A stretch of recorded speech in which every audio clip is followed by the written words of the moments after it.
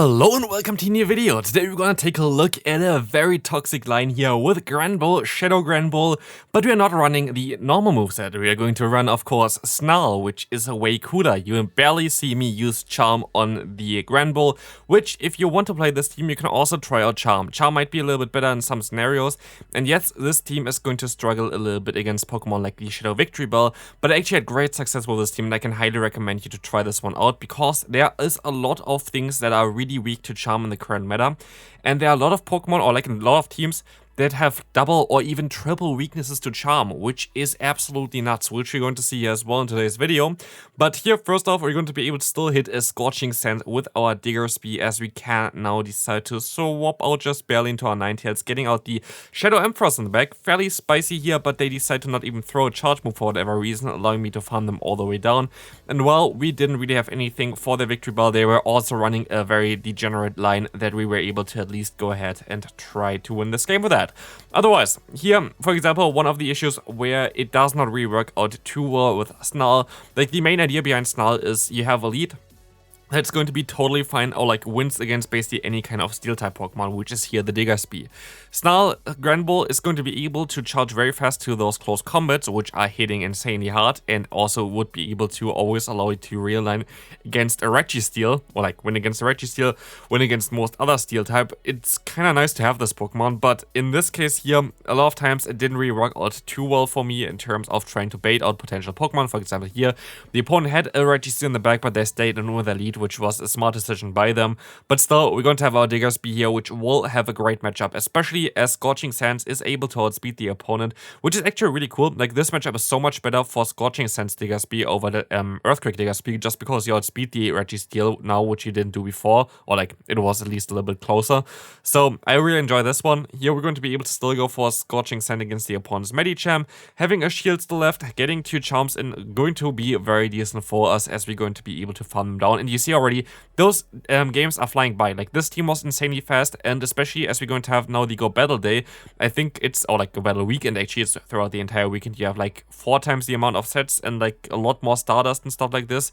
It's, I think, a really cool thing in general to, yeah, just be able to get your sets very fast done. And also, tomorrow we're most likely going to have another very degenerate like team in general that I'm going to showcase, just because I know a lot of people want to get those sets done very fast and want to have like those easy wins, so that's mainly why. But here again, if you want to use this team, you can also use Charm on Granbull. Granbull with Charm works out even, like, maybe even better in a lot of scenarios, but here I just like to use Snarl.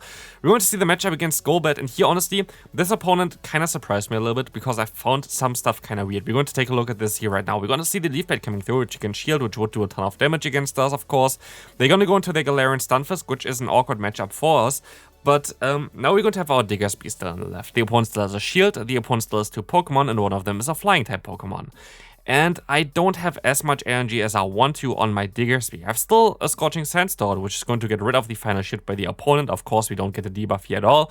But in this case, yes, I'm going to take a lot of damage here, but I feel like maybe the Golbat still had some play, but the opponent decides to immediately forfeit here afterwards, which I didn't really understand, but I'm totally happy with that, as they're going to encounter a great lead again. Nidoqueen, actually a Pokemon I kind of want to take a look at as well for the Great League eventually, maybe this time around, like this week or whatever. But if you want to see something for like the Nidoqueen, let me know in the comment section. Also, another thing that I kind of wanted to ask, here, I cut out the names of the battlers in the beginning.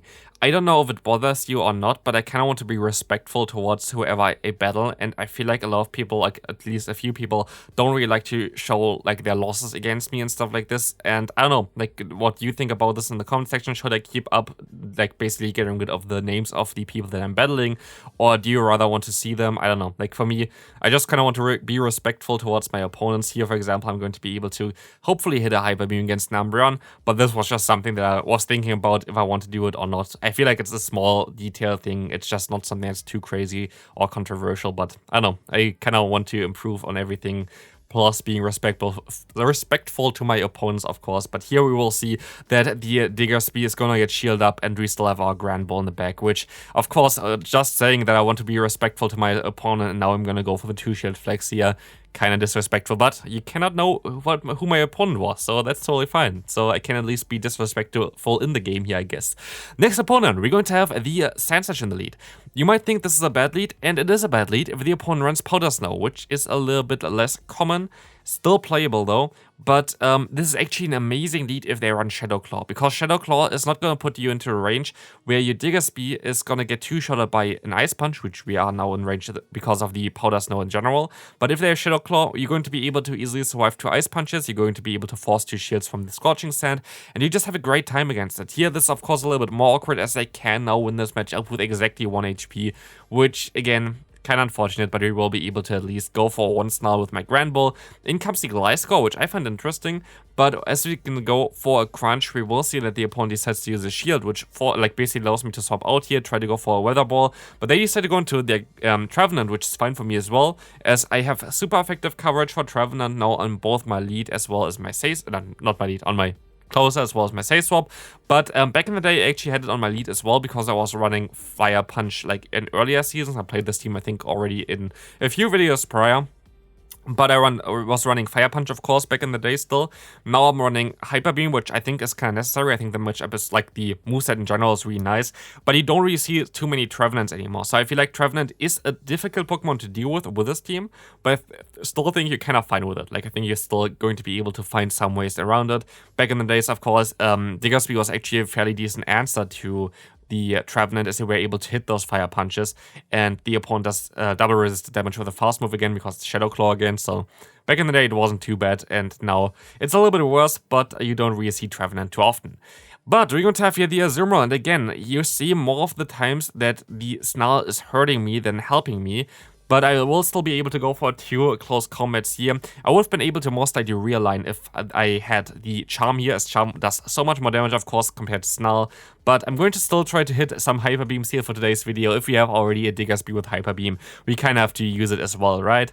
So yeah, we're going to be able to use a shield here, and hopefully we can now beam them afterwards, as they're going to go for their beam, but of course it's a weaker beam with the Ice Beam. We will go for our beam, which is going to go ahead and take them out, allowing us to swap out immediately.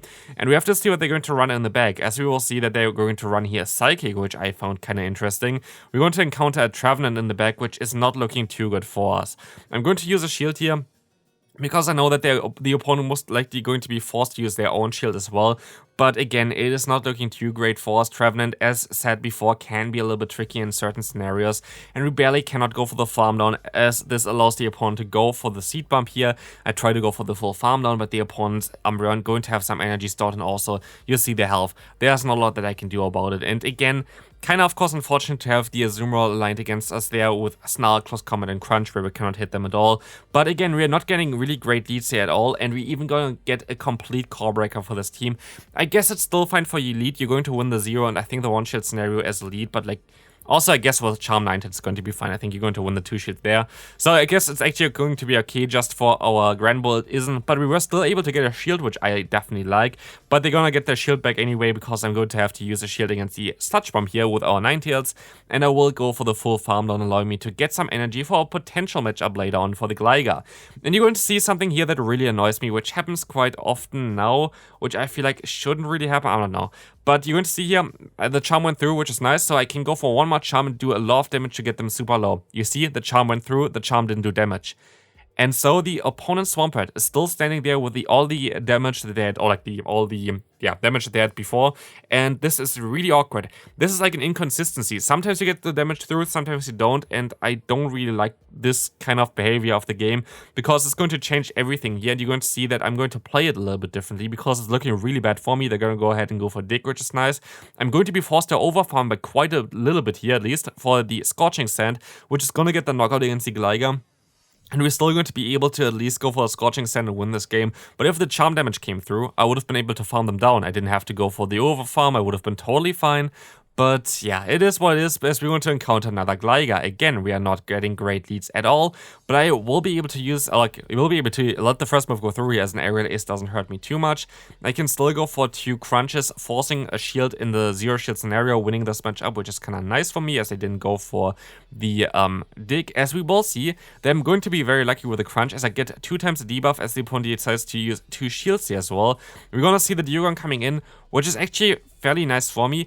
I expect them to go for the bait because we have 2 shields left and they didn't, which is a smart decision by them. As we're now gonna go for the Psyshock, but of course as a CMP tie, as we win the CMP tie, we had to get them that low as well, because Psyshock is going to not do that much damage against them either. But here we will now have the Lantern against our Digger Speed. It's going to be a tough matchup. We're going to have to use all our shields here, because Lantern is going to be the tougher matchup in general, or like does more damage against me with Surf compared to whatever the Gligar can do, but it's still not looking too pretty here.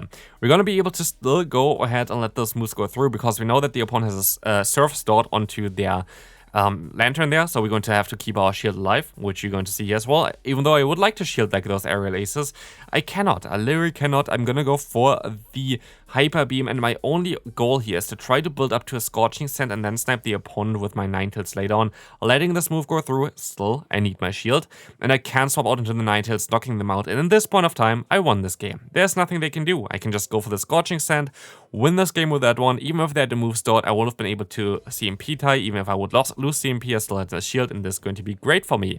Speaking of great, or maybe not that great for me, is going to be the Shadow variant of Victory Bell against me, which is going to be awkward, but at least they're going to let this move go through. So maybe there's still some play as the opponent goes into their Bastiodon. And this is exactly what I want to see. We're gonna be able to go for the close combat, gonna get the shield, but we can go for another one. And let's see what we're going to see here.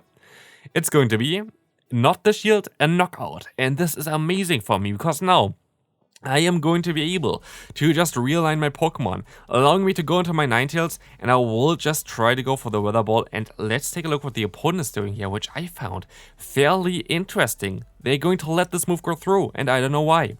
Allowing me to use a shield, and also allowing me to hopefully swap out eventually, as they're going to go for the Thunderbolt. They're going to go for another charge move here. I'm going to use a shield, and you see me spamming on the right side, expecting the opponent goes into the Victory Bell, throws immediately, and they do exactly that. But they're going to go ahead and go for the Leaf Tornado. Not doing too much damage as they also undercharge, but is it enough for them to get to another move? It is not, and our Ninetales wins us this game. Not final game, second to last game for the day. We're going to see the matchup against Sandslash now with the Shadow Claw variant. And you're going to see as well how great this matchup is actually going to be for you, because, yeah, like, it's a completely different one here. I was very, very slow here against the opponent's Jellicent. Definitely something that I could have done a little bit better. Also, I could have went into my Granbull here. But because the opponent has so much energy, I cannot decide to go into my Ninetales. Turns out to, I guess, being the right call here, I'm going to use a shield. I can just farm them all the way down. I think I'm fine with that. I think I had to do basically similar stuff with my Granbull. But of course, we're going to be able to go for a Size Shock here against the opponent's Sandslash, but Sandslash is going to be able to resist it, as well as resist our fast move, as well as double resist the Weather Ball. So we're going to be forced to go for a Scorching Sand. Again, I would appreciate to get a debuff here, as I will have to still take one Ice Punch. But it's not really looking too great for us, as they can just stay in and go for the next Ice Punch here, trying to get something. We will see. We're going to see the Ice Punch coming through. We're going to get shielded, and we're going to see the Dragonair coming in. And this is very interesting, because we're going to be able to resist the fast move. Awkward Tail is not going to do too much damage here, and I can just go for the Crunch, which is going to get hopefully the shield or the knockout. Let's see, it's going to get the shield. I can still go for the close combat, which is going to get the knockout against the opponent here, as we will be able to just go ahead, go for the charge move, and they didn't have their Ice Punch stored yet, allowing me to win this game. And we can now move on to the final game of today's video, having Digger Speed against Venusaur. Very bad matchup for us, and this is honestly the worst possible matchups that you can have. Venusaur is definitely a pain for this team to deal with. There's not a lot that I can really say about, which is positive about this matchup. So yeah, we're going to still be able to at least go for another charge move here with our good friend the Granbull. They're going to use a shield, which is amazing for me, especially as I decide to go for another charge move here as well. I'm going to decide to go into my Ninetales, and I should most likely wait out the clock a little bit longer than I did here, because I see the switch clock is not up yet, and I'm going to be forced to wait for them to throw a charge move, which is going to be okay, as I can now try to go for the full farm with Digger Speed, which works out fairly well. But now it depends on what they're going to run in the back, and it's going to be a Dewgong. So this is going to be a tough one, and honestly, I should have most likely went for the Hyper Beam here. Gotta go for the Scorching Sense, trying to get the attack drop, which I do, which is very nice. I do get the attack drop there. I'm going to still use a shield though, but I'm going to get less damage from the opponent, which is already a good thing. So maybe it was better to go for this move, I'm not sure. But we're going to see another attack drop coming through, which allows me now to take this next charge move coming in. It's going to be the Icy Wind, still going to get us fairly low, but not low enough as they're going to swap into their Venusaur. I have to hope that they're going to throw before, like, I'm going to go down here by the Vine Whip. But sadly, you can see the Vine Whip damage is adding up. They're going to get me low. They're going to get a lot of energy, forcing me to throw immediately with my Digger Spear, forcing me to use a shield here. And now I just have to hope that I can somehow outspeed the opponent's last Pokemon of Dewgong, but as you're going to see here, the opponent is still too healthy, and I'm just needing one more fast move to get to the next charge move, so that was kind of unfortunate. Hopefully you still enjoyed this video. This team worked out super well for me, though. You saw like a lot of wins in today's video. Hope you enjoyed this one. If you did, feel free to leave a like, check out the videos on the screen, and I'll see you then. Bye bye.